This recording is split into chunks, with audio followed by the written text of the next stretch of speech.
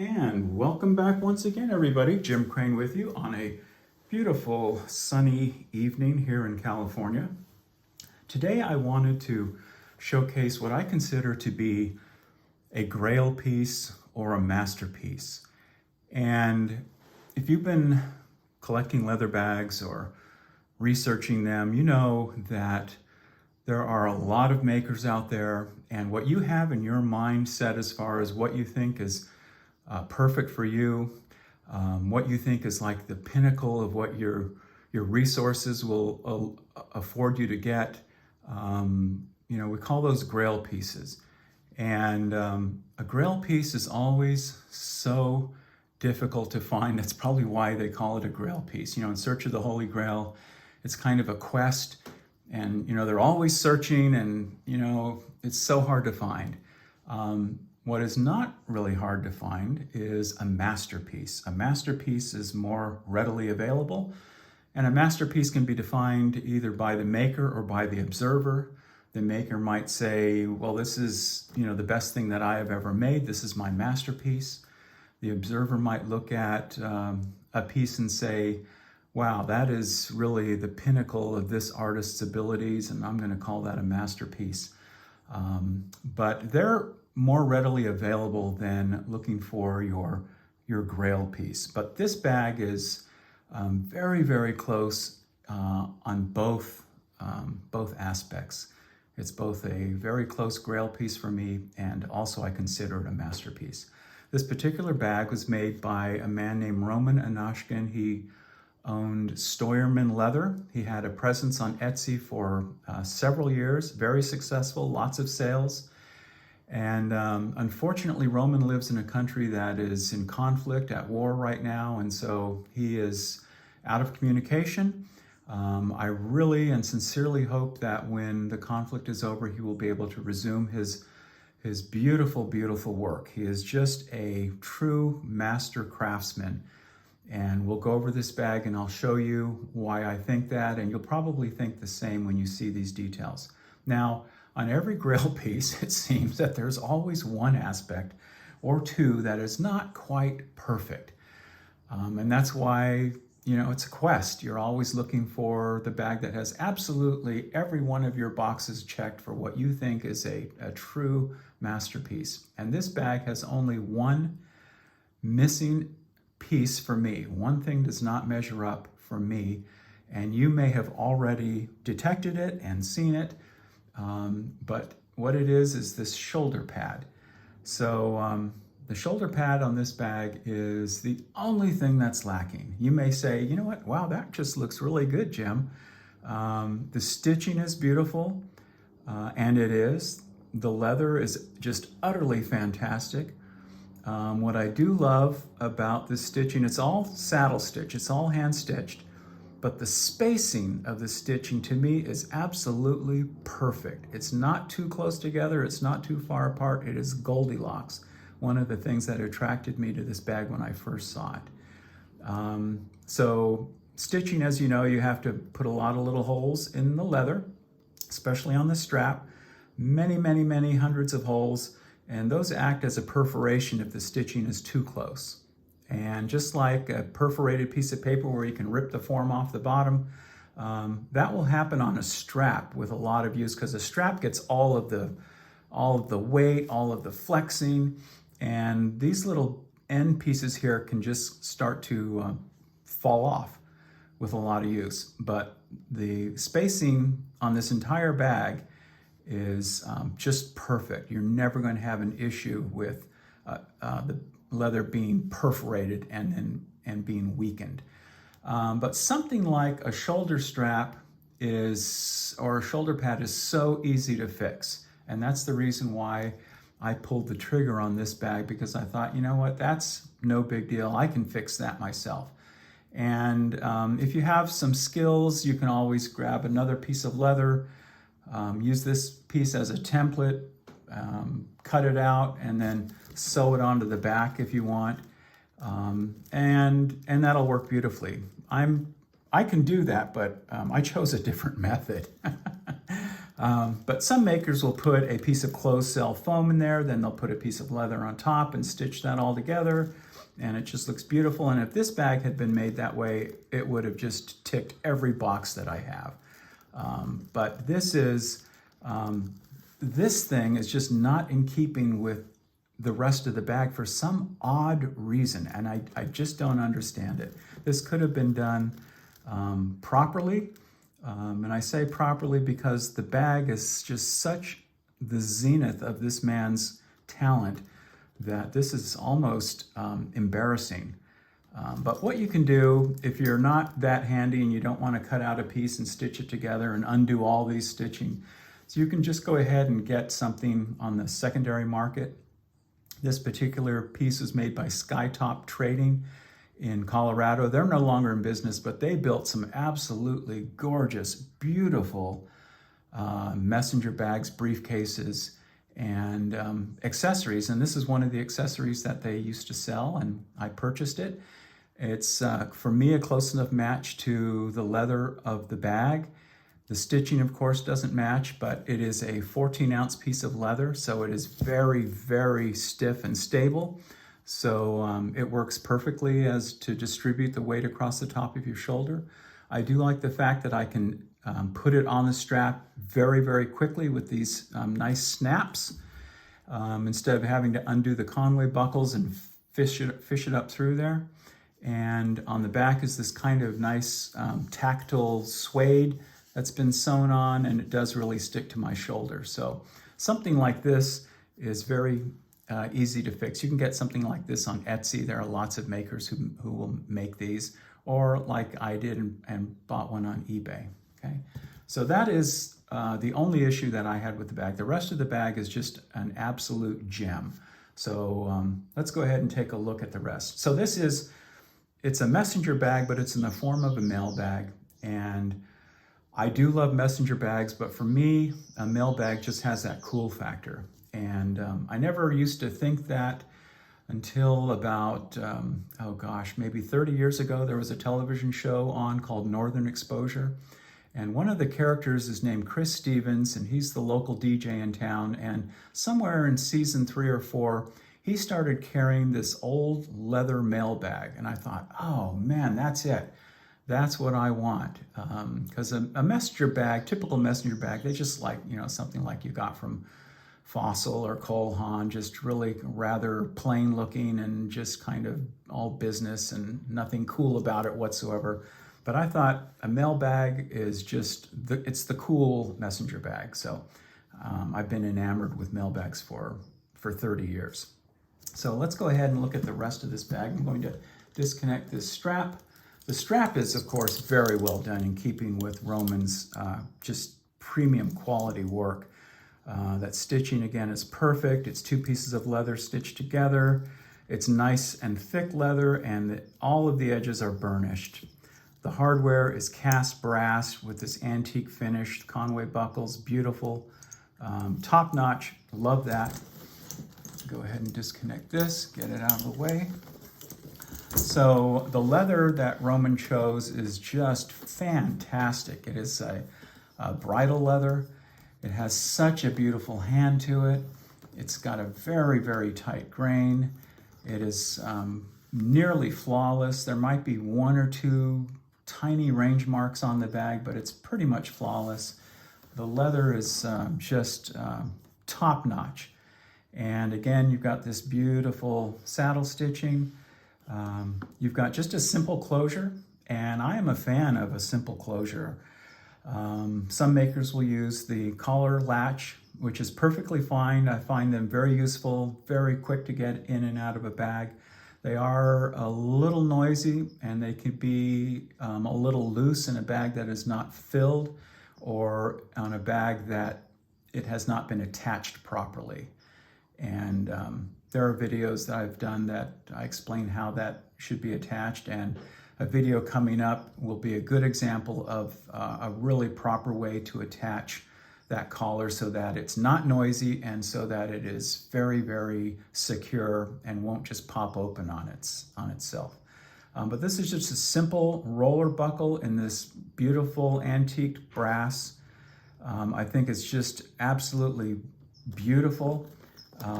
A roller buckle makes it easy to get the strap out because it just rolls along there, okay?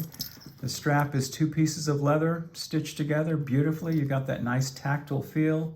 There's no stretch in it whatsoever. It's vegetable tan leather, and it's nice and thick. And of course the edges have all been burnished. Just 2 simple brass rivets and some stitching holding it, or copper rivets, holding it on to the flap. Just 2 simple little copper rivets down here holding the roller buckle on. And look, just 3 simple little holes to choose from. You don't have a litany of holes like a machine gun. It's just simple, elegant, and beautiful.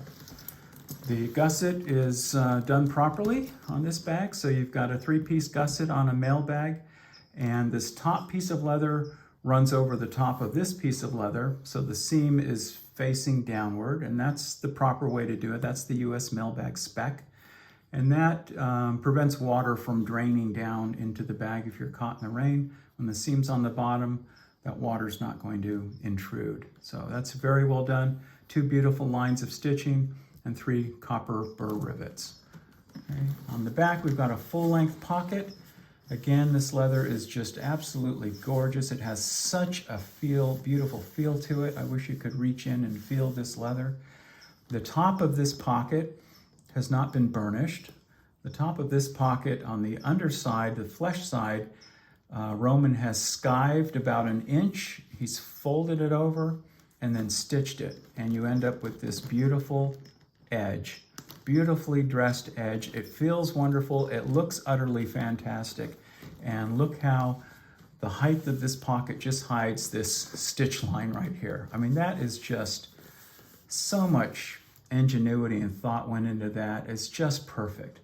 Again, we have this beautiful, perfect saddle stitching, the nice antique brass hardware, these nice little pieces of leather to hide the strap connection for the D-ring, nice, beautiful, useful grab handle. That's 2 pieces of leather stitched together, and then our nice hand-peened copper rivets. Just beautifully done. It's a fantastic bag. Let's go ahead and take a look at the inside.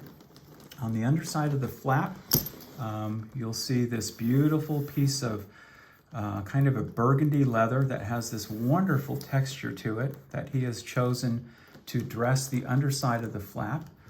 And some makers will do this. The better makers will line the underside of the flap. Some makers just leave this, you know, the suede side. There's nothing wrong with that at all. It's perfectly serviceable. It'll last for years. But this is just an extra step that shows the pride that the craftsman has in their pieces. And this is just a beautiful piece of leather, and it feels really, really nice. It's got this beautiful texture, this wonderful burgundy that matches the chocolate color of the leather. And I really like that when the artisan is using complementary colors. And I do like a bag that is made with different colors and even different leathers all combined in a single bag. There's really nothing really more boring than a bag that is cut entirely from the same hide.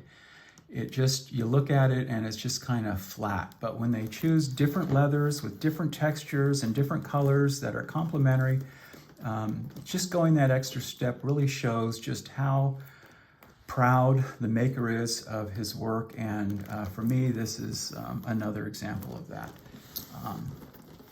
In here we've got a beautiful full-size pocket. So he has taken advantage of all of the real estate underneath the flap. So instead of having just kind of a small little shallow, basically useless pocket, we have this nice deep, wide pocket using all of the space available, and which means you can put lots of things in here. Instead of just business cards or receipts, you can put your phone in here, you can put a book in here, you can put travel documents. There's just a number of things that will fit in that large piece of real estate that Roman has taken full advantage of. So that to me is just wonderful when a builder does that. They're really thinking, you know, how do I make the most out of this bag? We've got our nice top straps that are again 2 pieces of leather stitched together. So we've got the flesh or the top grains facing, and so that feels good on both sides. It's nice and generous. It's very, very thick, and we've got our nice hand-peened, beautifully smooth copper burr rivets. So every detail on the exterior of this bag is, to me, is just absolutely perfect. He really did, really outdid himself. This is truly one of his masterpieces. Let's go ahead now, and we're going to go and take a look at the inside of the bag, okay? Let's go. Okay, so let's take a look at the interior.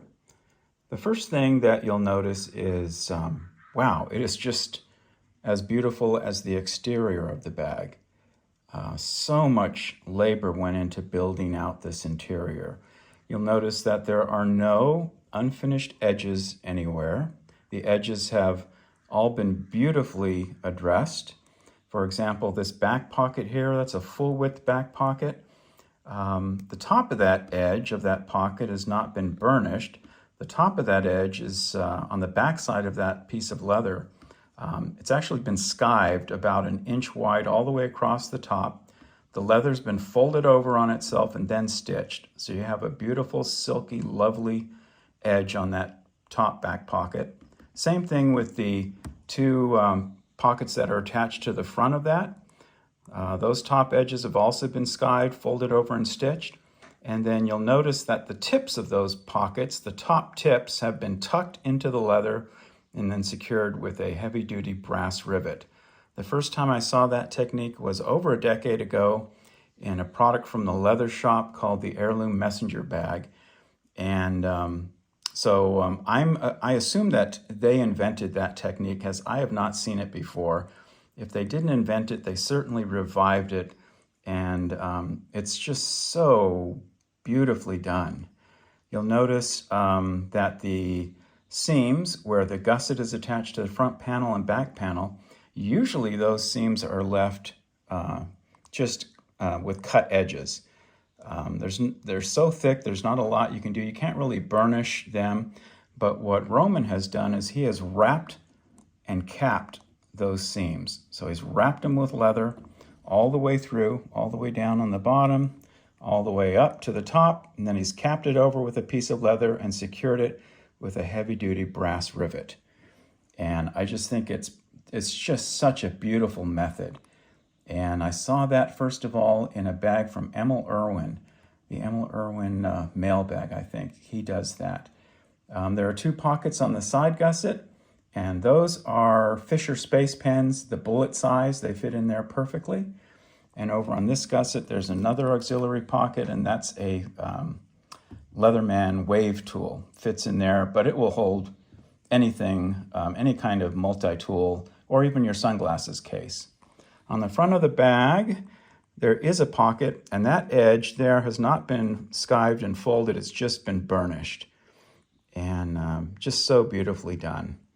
What a beautiful bag. All of the top edges have been addressed as well. They've all been burnished along the top. The top whole side, or the top rim, is 2 pieces of leather, at least 2 pieces of leather that are stitched together. And so that reinforces that whole rim. And then those edges have been just beautifully burnished. They are just silky smooth. So this is definitely a Grail piece.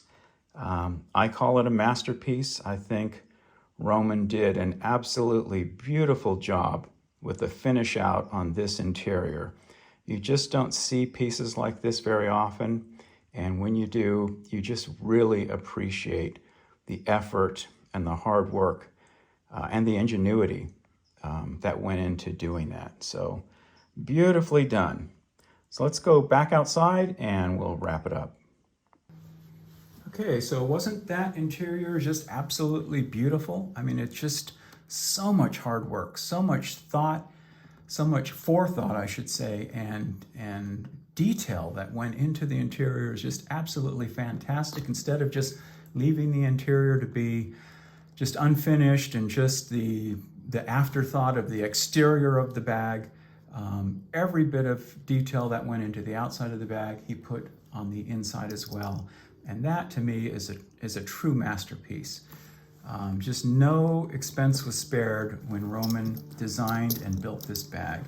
So I really sincerely hope that he is okay and that he will be able to resume his leather works in the future. For something as beautiful as this, because of the where he's located, his prices are just extremely fair. And a bag like this, if it were made in Italy or some other place in Europe, you'd be looking at close to $2,000.